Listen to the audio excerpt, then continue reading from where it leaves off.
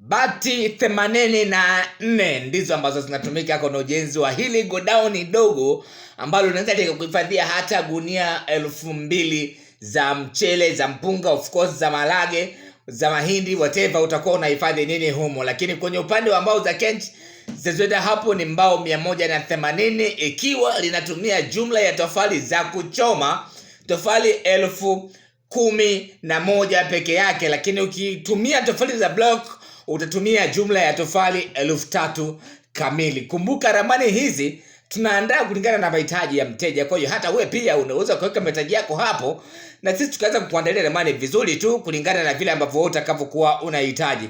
Nikukumbusha tena kwamba unaweza kutazama ramani hizi tunazokuwa tunaziweka kwa mitandao ya kijamii kupitia WhatsApp yako, na ni rahisi sana. Cha kufanya ni hivi: tuma message WhatsApp kwenye namba hiyo inaonekana kwenye kioo cha simu yako hapo, ambayo ni 0758260690. Andika neno Neunge na message hiyo itume kwa WhatsApp. Baada ya hapo nitakupatia link, na kupitia link hiyo utaweza kujiunga na WhatsApp channel yetu na utaweza kuendelea kuenjoy kwa kutazama ramani zaidi kila tunapokuwa tunaziweka kwenye mitandao ya kijamii.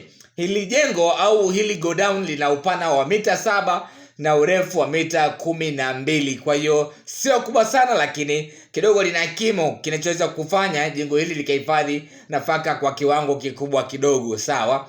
Kwa hiyo kama una shamba lako unahifadhi mazao yako kwa shida, basi hii hapa itakusaidia sana. Na nikukumbushe tu kwamba kama uko Mpanda na unataka tofali za block, basi namba ya simu ni hiyo hapo, tupigie simu, tutakuletea tofali hizo mpaka unapojenga mwenyewe au mpaka site kwenye kiwanja chako unapoenda kuendelea na ujenzi. Karibuni sana na asanteni kwa kunisikiliza.